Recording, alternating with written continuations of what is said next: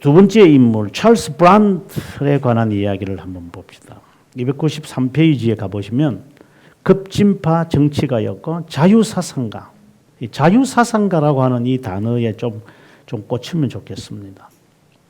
지금 같으면 자유신학자라고 하는 말로 바꿀 수도 있다고 봅니다. 런던에서 태어나서 런던에서 살다가 자살로 인생을 마친 사람. 스토아주의와 허버트 경의 사상을 수용을 했고, 그 다음에 스피노자와 홉스의 사상도 블란트는 빌려옵니다. 그래서 한편으로 보면은 블란트는 앞서 있는 사람들의 사상들을 다 통튼 사람이라고 이렇게 보면 좋겠습니다.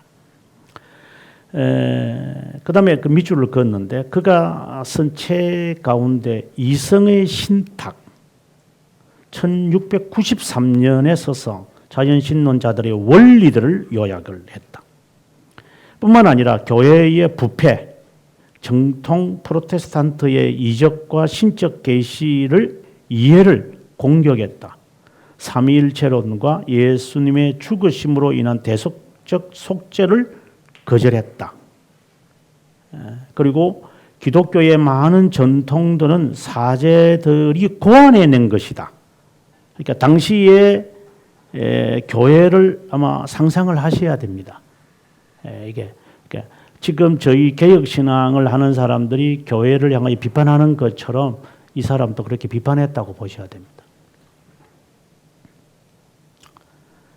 그리고 그 다음 이제 패러그래프 보시면 블란트는 인간의 이성의 우선권을 강조하고 종교적 관용과 언론의 자유를 지지했다. 그래서 아주 그 자유사상, 그러니까 자유신학자라고 생각하시면 아주 좋습니다.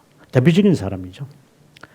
그 다음에 이제 틴달이라고 하는 사람이 교과서 쓰는 것을 나중에 한번 읽어보시고요. 이게 이제 블란트가 종합한 것을 다시 한 번 더 이제 했는데 그 다음 페이지에 있는 내용을 하나만 기억하면 좋겠습니다. 294페이지 보면 하나님과 이웃 사랑을 기독교의 본질로 삼았다.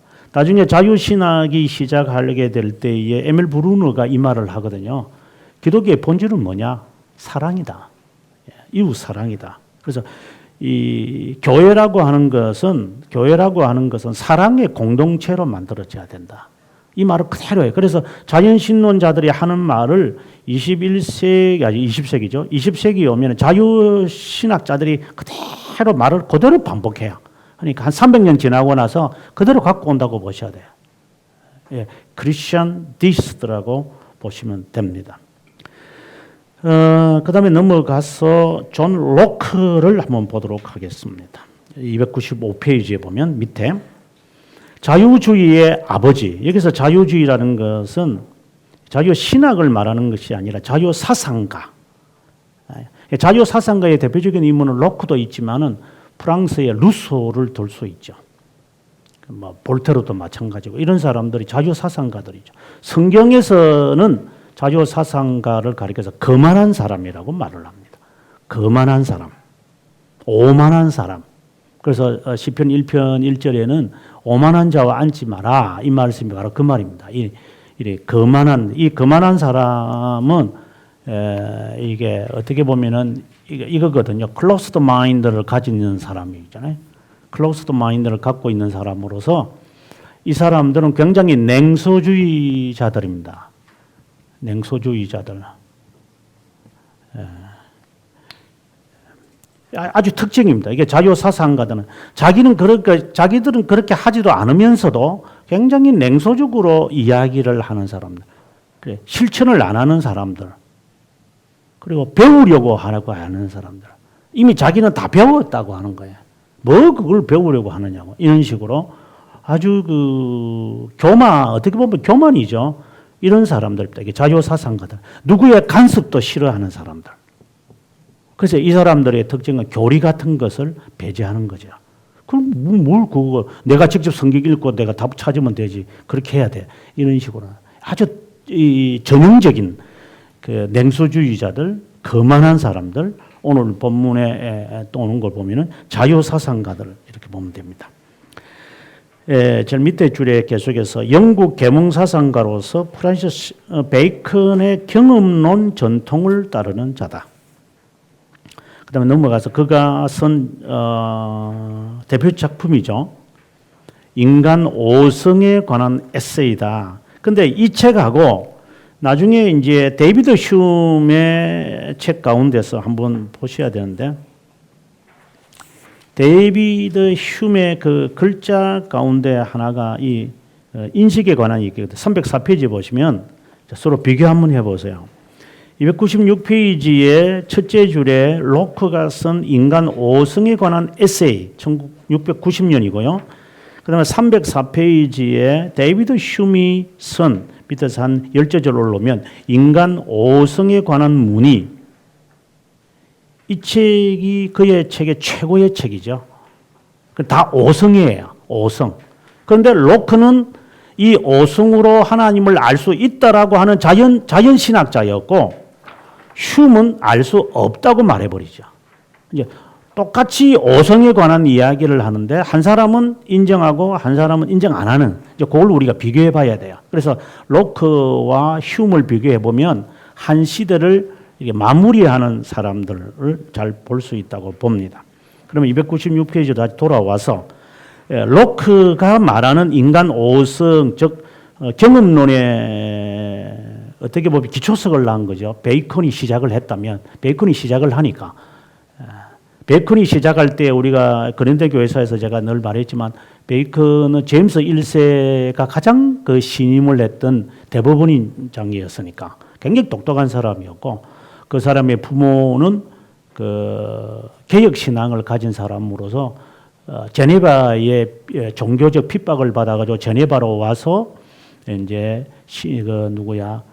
배자 밑에서 훈련을 받은 사람이에요, 그래 어릴 때 이 사람은 그걸 알고 있어요.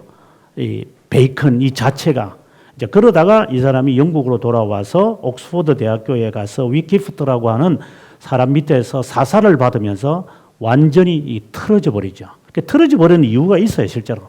이 베이컨이 뭐 천재인 사람인데 갑자기 기독교를 반대하는 쪽으로 기울어지는 것이 아니라, 자기가 보았을 때에 이 영국 교회의 신앙은 이질화되어 있다. 그럴 수밖에 없죠. 로만 가톨릭 요소가 많으니까 이걸 이렇게 나가면 안 돼. 이래서 그가 이제 타협판을 이제 내세운 게 제가 분석해낸 이제 아르미니우스주의를 이제 도입하기 시작하는 거죠.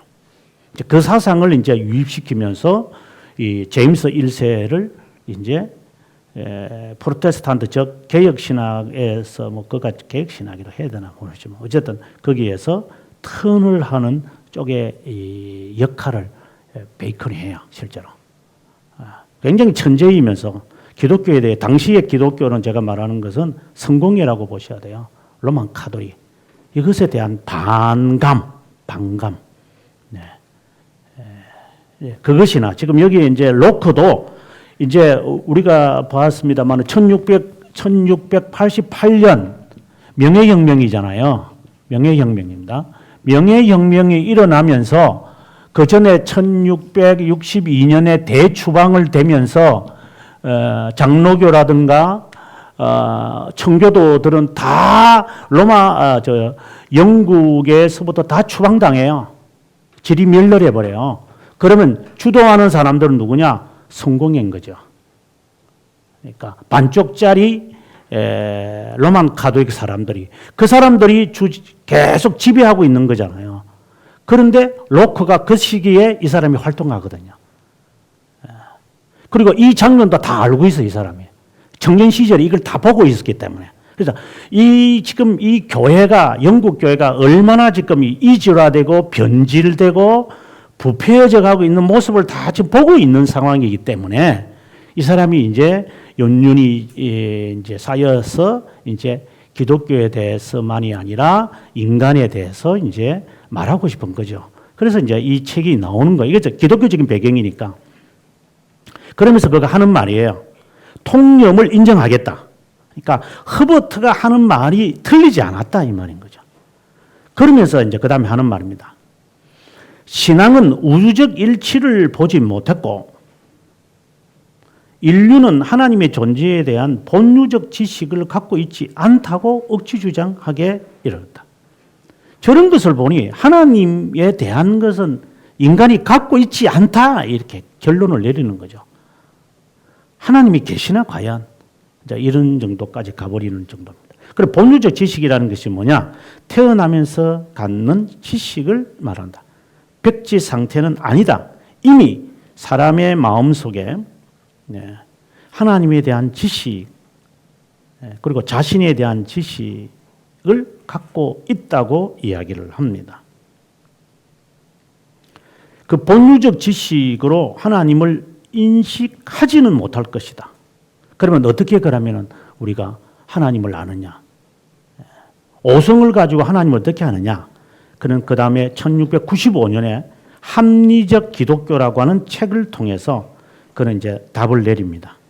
바로 예수 그리스도를 믿는 것이다. 그럼 우리하고 지금 말하는 게 다른 바가 없잖아요. 그래서 사람은 본래 하나님에 대해서 알 수 있는데 알 수 있는 지식을 갖고 태어났다는 거죠, 인간은. 근데 이것이 구원의 진리로 가기에는 안 된다. 결국 예수 그리스도로 말미암아. 근데 실제로 칼빈이 하는 이야기나 우리가 하는 이야기와 별 차이가 없어요, 실제로 이게. 그 이야기 자체가 그래요, 이게. 기독교인이라는 거죠. 그 다음에 계속해서 하는 말, 구원받는 믿음의 증거는 회개하는 데서 나타나고 가난한 자들이나 병든 자들을 돕는 선행에서 비롯된다. 그리고 우리가 앞에서 봤던 허버트나 톨란트나 그래 블란트가 하는 이야기 다 같은 이야기예요, 지금요. 선행해라는 거예요, 선행.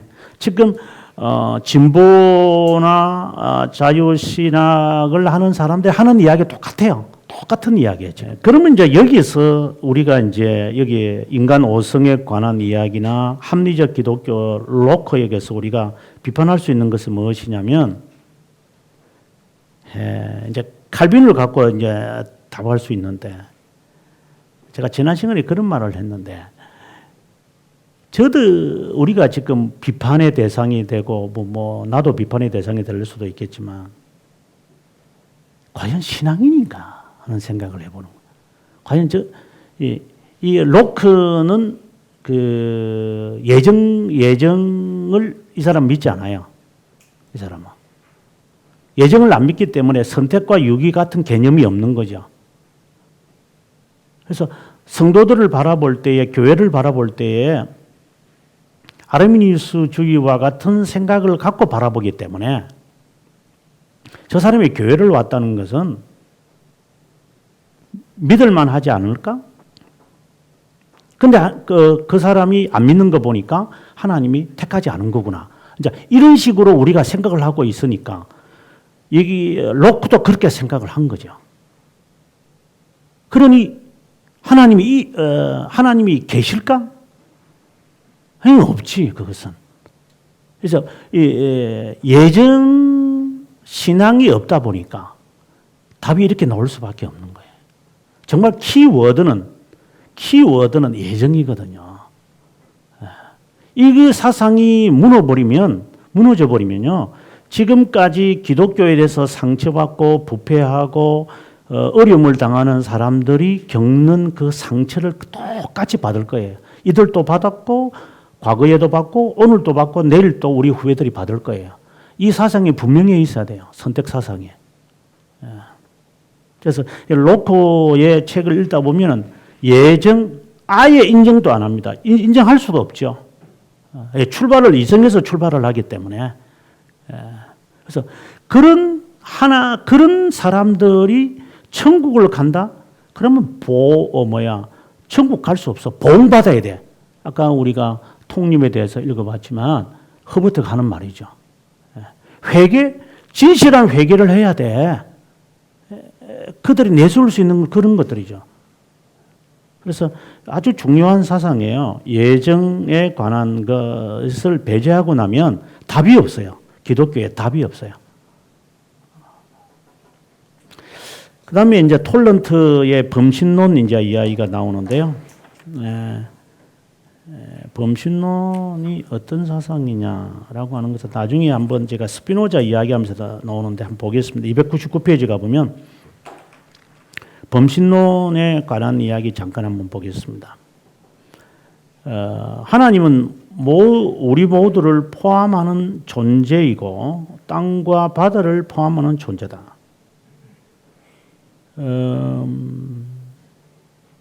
1705년 그 다음 패러그래프입니다. 톨런드는 처음으로 범신론자라는 용어를 사용하는데 자신의 작품 진실하게 규명된 소진이주의에서 이 말을 합니다.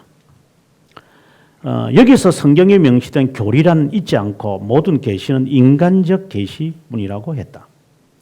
1710년 라이프니츠 독일의 철학가죠. 에게 보내는 서신에서 그는 영원한 존재를 믿지 않고 우주를 믿는 자들의 범신론적 견해라는 말을 언급하면서 그 단어를 설명했습니다. 1720년에 이르러 자신을 범신론자라고 밝힙니다. 여러 면에서 힘들었던 그는 자신의 라틴어 책 판테스티콘 또는 소크라테스 사회를 축가하는 형식을 출판하여 유포합니다. 이 안에서 범신론적 비밀단체의 철학과 예전을 설명합니다. 대중에게 이 사상을 알리려고 하지는 않았습니다. 그 이유는 무교육자는 항상 진리보다 우화와 신화를 선호하기 때문입니다. 원하는 자와 비밀적 모임을 통해 알려졌습니다. 범신론, 문자 그대로 받아들이면 모든 어디서든지 우리는 하나님을 직면할 수 있죠.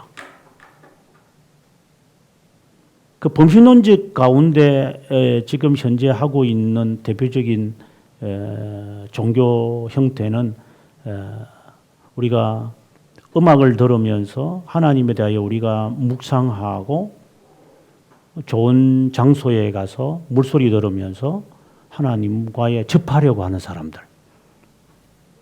그것이 어떻게 본다면 신앙이 굉장히 좋은 것 같이 보이지만 그 사람들이 범신론적 사상을 갖고 있던 사람들이에요. 어디서든지 내가 하나님을 이렇게 만날 수 있고 그리고 어디든지 하나님이다. 이러한 사상은 굉장히 경건하게 보이지만 범신론자들이죠. 이런 사상. 그래서 범신론이라는 건 철학의 범죄만 있는 게 아니라 실제로 우리의 신앙생활에도 범신론자들이 꽤 많죠. 예를 들어서 In His Step이라고 하는 책을 쓴 셀돈이 쓴 In His 우리말로 같으면은 예수님이라면 어떻게 하실까? 이 책도 결국은 범신론적인 책이거든요. 만약에 주님께서 모든 것이 주님이 오신 거죠. 그러니까 내 집에 택배로 오시는 분을 주님이 오신 것이라고 내가 받아들여야 되니까. 이거 참, 그건 진짜 좀 부담스러운데 어쨌든. 이렇게 범신론적인 사상 갖고 있으면 그렇게 돼요. 그런데 성경에 보면은 어린아이에게 대접하는 것이 나에게 대접하는 것이다. 이렇게 했으니까 범신론적인 말도 이 말도 일리가 있는 거잖아요. 그러나 그렇게 대하는 듯하고 그렇다라고 말하면 안 되죠. 그거는 성격이 좀 다른 것이죠. 자, 아무튼 이 범신론에 관한 이야기고요. 그 다음에 토마스 울스톤 이런 사람들이 있는데 그냥 제가 그냥 메뉴 때문에 만들어 놓은 거니까 여러분께 읽어보시면 될 것 같습니다. 303페이지에 가서 데이비드 휴메에 관한 이야기를 한번 해보겠습니다. 굉장히 어려운 철학인데 305페이지에 있는 이야기를 먼저 하고 들어가야만 될 것 같습니다. 그가 말하는 것도 관념이라고 하는 내용입니다. 관념이라는 말과 신념이라고 하는 이 단어를 먼저 여러분들 구별하셔야 됩니다. 신념, 관념. 관념에서 신념이 나옵니다. 그래서 관념을 통하여서 사람은 신념을 갖게 되어진다. 그러면 이제 이 신념은 신앙과 같은 거잖아요. 저도 신념이라는 단어를 쓰거든요. 제가 개혁신앙이다라는 책에서. 거의 유사한 거예요. 사람은 자신이 함유하고 있는 지식이 있어요. 자신의 삶의 원리로 딱 정한 자신이 가진 신념이 있어요. 그 신념이 되려면 관념을 통하여 온다는 거예요. 그 관념이 바로 신념이 되려면 이 관념이 반복되어져야 된다. 반복되어지면 사람은 신념으로 자기에게 남는다는 거예요. 그래서 경험을 통하여서, 그래서 이분이 이제 경험론자잖아요. 그래서 경험론자의 마지막 인물인데, 그래서 여러 경험과 지식과 가르침과 배움을 통하여 이걸 다 통틀어서 관념이다. 이렇게 보는 거죠. 그걸 통하여 사람은 자신의 신념을 만들어 간다. 그래서 이런 관념은 경험인인데, 그러면 이 사람이 이제 결론을 내리고 싶은, 뭐 다른 것보다 우리는 이제 신앙하고 인과는 돼야 되니까, 하나님은 관념의 대상이냐라고 하는 거예요. 경험할 수 있느냐라는 거야. 그리고 볼 수 있느냐, 사유의 대상일 수가 있느냐, 신이. 그럼 아니다. 그러면 신념이 될 수가 없고, 신념이 될 수 없으니까 그분이 삶의 원리가 될 수가 없지 않느냐. 이렇게 그는 결론을 내린 거죠. 그럼 하나님이 없으니까, 하나님을 경험할 수 없다면 이제 어떻게 해야 되나, 인간은? 이제 나름대로의 관념을 통해 신념을 가져야만 한다. 이게 이 사람이 주장하고 싶은 것의 결론이에요. 그래서 그의 에딘버러에 가보면, 스코틀랜드 수도인 에딘버러에 가보면 존 넉스가 목회했던 자일즈 교회 바로 맞은편이거든요. 바로 딱 이렇게 맞은편에 보면 이 사람이 의자에 떡 앉아가지고 이렇게 그리스 사람의 옷을 이렇게 두루마리를 입고 있어요. 그래서 사람들이 그 발가락을 이렇게 많이 만져요. 행운이 온다. 그런 게 요즘 많잖아요. 프라하다 가도 만지면 다시 돌아온다. 그런 거 미친 인도 어쨌든 가면 그것만 반달반달반달해가 있어요. 거기에 입도 맞추도 키스도 하고 이래. 별짓들을 다 해야 사람들 가보면 온 세상 사람들. 그래서 저는 그냥 보기만 봤는데. 근데 이렇게 아주 이렇게 앉아 있는데 그분이 책을 이렇게 들고 있어요. 책. 아주 꼭 한번 가보시면 사진에도 나타나요. 책을 떡 이렇게 들고 있는데 책에 아무것도 없어요. 글이 없어 안에. 그게 바로 회의론자의 대표적인 모습이죠. 최고의 철학가인데 스코틀랜드 사람이 가장 존경하는 인물입니다. 자, 그러면 그분에 대한 내용을 한번 읽어보도록 하겠습니다. 305페이지에 와서 인간성이 정신적인 것과 구별된다고 본다. 인상, impression, 인상이죠. 도장을 찍는 것처럼 즉각적인 경험이 만들어내는 지적적이고 생생하고 힘있는 부산물이고, 관념은 기원적 인상의 단순한 복사물에 불과하다. 예를 들면 현재 우리가 보고 있는 스크린의 배경 컬러는 인상이다. 내 모친의 머리카락의 컬러에 대한 기억은 단순히 관념이다. 모든 관념이 이전의 인성에서 유래되어야 하기에 흉은 유래되는 인상으로부터 질문함으로 우리의 관념의 기원을 문의해야 한다고 가정한다. 이렇게 시작하여 우리의 관념과 인상이 전적으로 서로 완전하게 분리된다는 사실로 나간다. 서로의 관념의 연결은 우리 자신을 가공하는 연합의 결과다. 세 가지 방법 중 하나는 관념으로 서로 연결하도록 우리의 정신이 활동하도록 해야 한다. 첫 번째, 모방. 두 번째, 연상. 셋째, 인과 등이다. 경험을 통해, 그러니까 경험은 우리에게 관념 자체와 그 연합에 대한 우리의 인식을 제공한다. 모든 인간의 신념은 단순한 연합의 반복적 적용의 결과이다. 흉은 두 종류의 신념을 구별했는데, 관념의 관계들은 지성 내에 형성된 연합에 전적으로 근거하는 신념이고, 그것들이 어떤 외적 지시의 대상이 없기 때문에 일어날 수 있다. 그 다음, 사실의 문제는 존재하는 사물의 성격을 보호하고자 하는 신념이 있다. 이것은 항상 우연적이다. 수학적이고 논리적인 지식은 관념의 관계에 의존한다. 이제 하나는 이제 이거 철학 이야기인데 철학을 제가 얼마나 잘 알겠어요. 그러나 제가 이해하는 것만큼은 신념도 두 가지로 나누어져야 되는데 하나는 그냥 내가 경험을 해가지고 연합시켜서 만들어낸 것이 있고 연합을 시킬 수 없고 내가 서로 연결을 지을 수 없지만 그대로의 존재하고 있는 신념이 있다라고 하는 거예요. 신념은 두 가지로 나누어진다는 거예요. 관념을 통하여 신념이 얻어지는데 둘로 나누어지는 내가 경험을 하든 내가 알든 인정하지 않든 인정하든 간에 신념이라는 게 또 하나가 있다는 거예요. 사실로서의 또 한 거 존재한다 이 말이에요. 태양아 뜨지 마라 그래도 태양이 뜨는 것처럼 그런 사실적인 것이 있고 그 다음에는 내가 경험을 해서 그것들이 서로 이렇게 연결되어 가지고 복합적으로 하나 만들어낸 그러한 신념이 있을 것이다. 그 말을 지금 하는 것이죠. 그 사실의 문제라는 게 뭐냐 하는 그 이야기를 지금 하고 있는 거고요. 그 다음 페이지 넘어가 306페이지가 보면 습관적인 신념이라는 것입니다.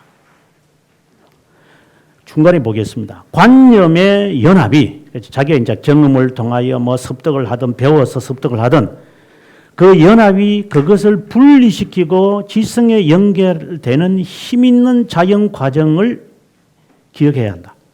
합리적인 수단으로 서로 연결시킬 수 있다. 그것은 수학적 지식을 구성하는 관념에 관련해 있기 때문이다.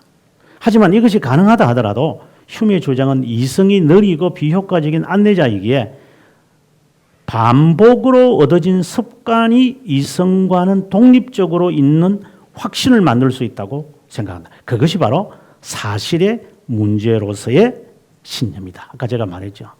서로 이해가 안 되더라도 경험이 안 되더라도 있는 것이 있다는 거예요.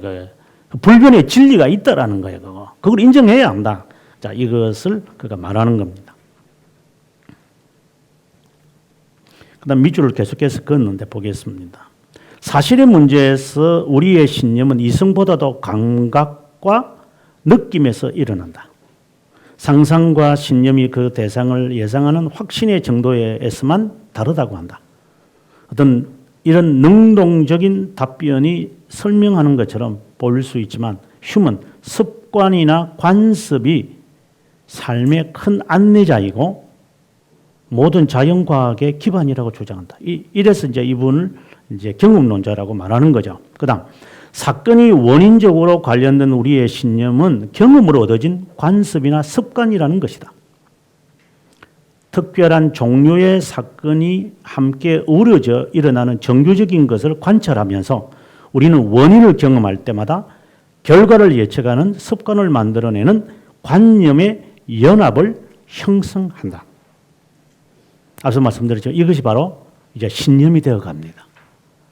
그래서 사실의 문제를 떠나서 이제 이야기해 보자는 거예요.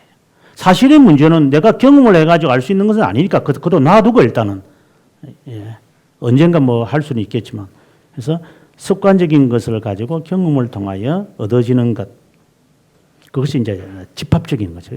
이제 그러다 보니까 경험을 많이 해야 된다 이렇게 이야기하게 되고 사람이 그 다음에 경험되지 않는 것을 우리가 인정할 수 없다라고 이야기하게 되고 그다음에 더 나아가서 이제 어디까지 주장하게 되느냐면 경험되지 않는 것을 나는 배우려거나 인정하지 않겠다고 돼버리죠. 이제 이렇게 되면 그 사람은 회의론자예요. 그 사람은요. 잘 분석하셔야 돼요. 신앙에도 회의론자들이 있어요. 자기가